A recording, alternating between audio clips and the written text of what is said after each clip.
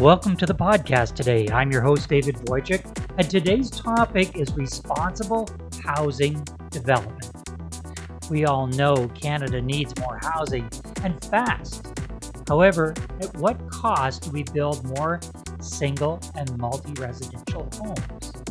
One development that has come under scrutiny is Millcroft Greens, a proposed development of about 90 multi-million dollar homes.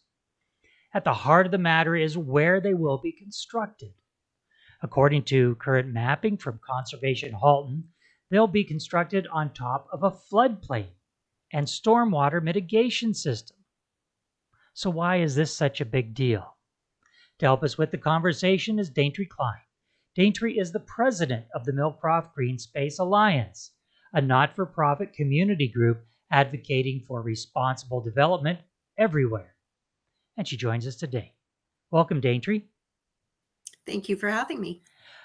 Daintry, why is this development a so-called irresponsible development?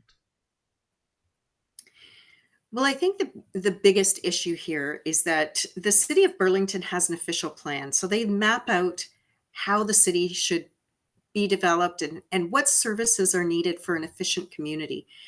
And the Millcroft Greenspace, most commonly known as the golf club, has always been designated as open parks, major parks, and open space.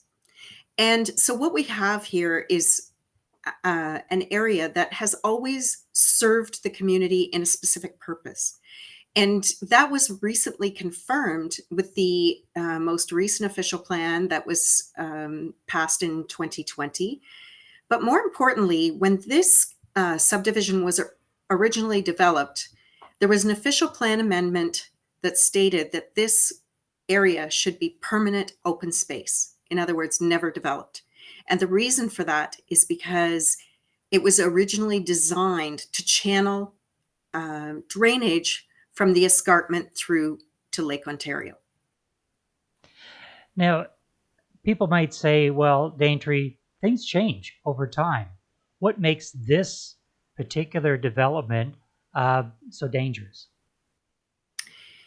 One of the biggest concerns is climate change. What we're seeing is major precipitation events like we've never seen before. Already, infrastructure that's existing is having a hard time keeping up. And we saw in 2014, when the city of Burlington had its flood, that the current infrastructure doesn't keep up. And that makes natural infrastructure even more important.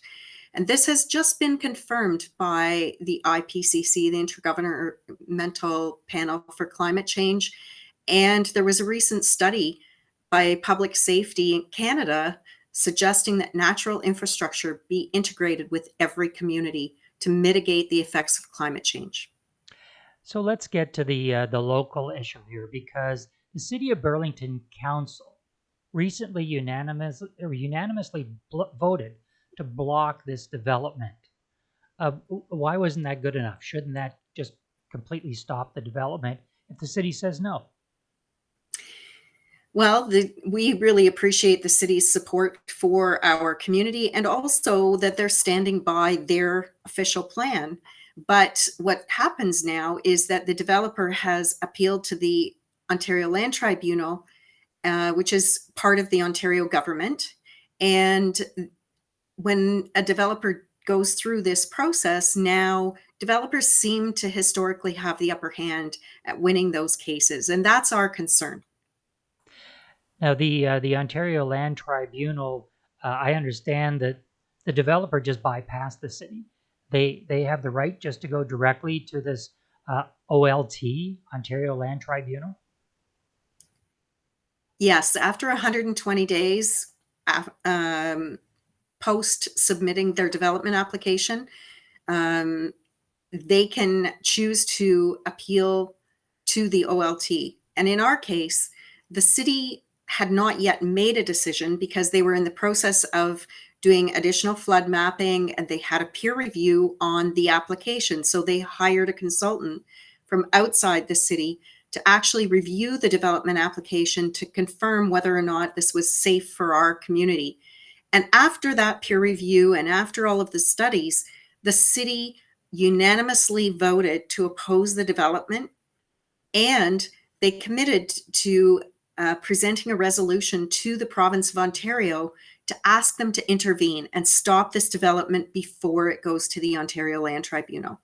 The stat of the resolution that you speak of, there's been some concern about this resolution. Can you explain that to us? Why is it a concern, and what's the status of it? So council originally talked about this resolution back in December of 2022. And the actual resolution didn't come to council until September 26th of 2023. So there was a 9-month period there. And when we had our community meeting in May, the mayor did mention to us that the city was trying to work with the Ministry of Municipal Affairs and Housing to come up with a language or something that the province could work with to intervene and stop this development. And so because it took 9 months to do that, we were of the impression that maybe they had gained approval of the province before the resolution was actually worded and passed by council, and that when that happened, and then subsequent to it being passed at the city of Burlington, it was supported through a motion that was unanimously passed at the region of Halton. But what we've learned is that now, subsequent to both of these lower level governments passing these resolutions, the province has had this for a month, and we haven't had any word from the province that they're actually going to live up to the municipality's responsibility of municipal planning and adhere to what the municipalities are asking for. There's a lot of backstory to this, Daintry. Why did you even get involved in this?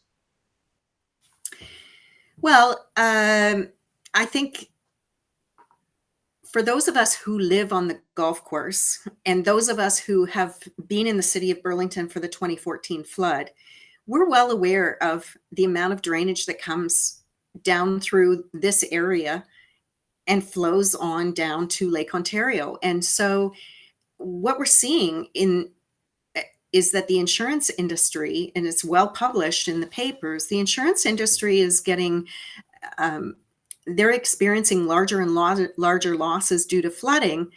And it's key in our community. We had the city of Burlington working with the Red Cross earlier this year on handing out pamphlets to those south of us on Appleby Creek. So we know that flooding is an issue here, and we need to hold our governments accountable to protect our homes. I mentioned in the intro that these houses are being built directly on top of a floodplain. How is that even possible? It's inconceivable to us, and it's even more inconceivable because the insurance industry is working with the government of Canada to come up with some kind of solution for all these insurance losses for flooding. And so the Minister of the Environment federally decided to come out publicly toward the province of Ontario and say, if you don't act responsibly and you build homes on floodplains, then we are not going to cover you off for disaster relief. And at that time, our premier in Ontario stated that he was not going to build homes on floodplains, and yet here we are. We still haven't heard from the province that he's going to stop this. Daintry, some people might say, well, it's, we understand that the people around the golf course are upset about this, but why should all residents of Burlington be concerned? When we look at the detailed application for the development that Argo and Millcroft Greens are proposing, what we know is that they're proposing to change the current mill pond, and they're going to just do away with that and have Appleby Creek flow directly in and out of Millcroft development. And what that is going to do is it's dramatically going to increase the volume of water and potentially the velocity of the water flowing downstream. So properties south of Millcroft uh, will get even more water more quickly.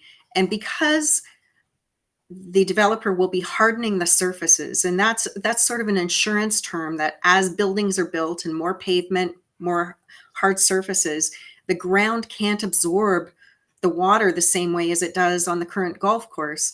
Now it's going to run off more quickly, and they're creating a pathway for this runoff that it will go with even greater force and velocity down to South Burlington, creating more erosion, more property damage potentially. So the area of Burlington that was most affected in the 2014 flood could be at risk as more of this irresponsible development happens. Correct. How can the community help?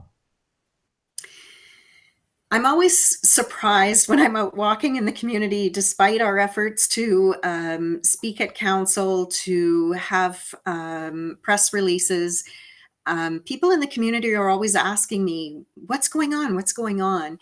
And we're doing our best to educate the community and educate the city of Burlington as to what is going on.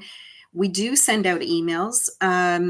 We wish that we could grow our base, and we wish that our subscribers could increase so that we can get the word out more effectively.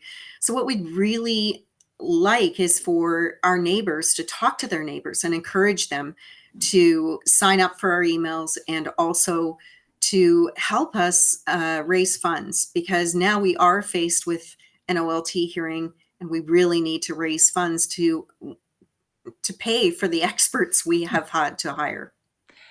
And so let's talk about that for a bit. If people do want more information about what's happening around this Millcroft development, you have a website, and you've got a couple of interesting videos on that website. What's the name of the website? So the website is Millcroft Greenspace Alliance.ca. And we also have a YouTube channel.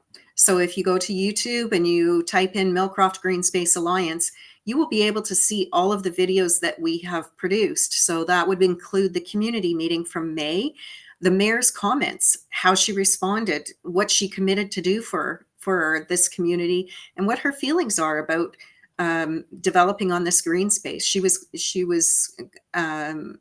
quite direct about how she feels about this proposed development. And what about the politicians? I mean, I'm sure you've contacted local councillors and MPPs and in the province. How can individuals help with respect to contacting their politicians? So emails are really the best way, and the more emails we can have supporting our cause as time passes. So even though you may have emailed once, after some time passes, if you don't hear that they have responded, another email, fresh information can help the cause. Because until we get that final decision that they will stop this development on this golf course green space, we need to keep it at the top of their mind. And the best way to do that is to keep emailing. And, some people might say, well, the city should be fighting this if they decided that they oppose the development. Why isn't the city doing this? Why aren't they funding this fight? Why do we need to contribute money to an individual group like Millcroft Greenspace Alliance? Right. The city is participating along the way. Our history in the city of Burlington is that we haven't always been successful. In fact, we haven't had very good success rate at the Ontario Land Tribunal.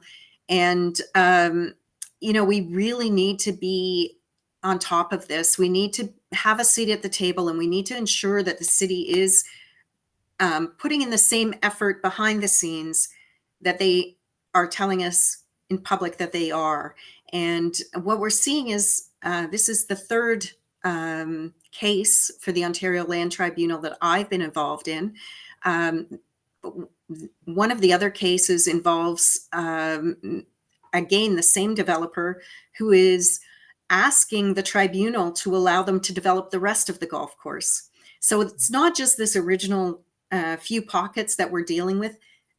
Millcroft Greens and Argo have already appealed the official plan to allow them to develop the rest of the golf course. We've been in conversation with Daintry Klein. Daintry is the president of the Millcroft Greenspace Alliance, a local community group opposing irresponsible development in Burlington. Check out the videos, watch the YouTube channel, and it all costs money. So if you feel so inclined, please contribute. Daintry, thanks for being with us.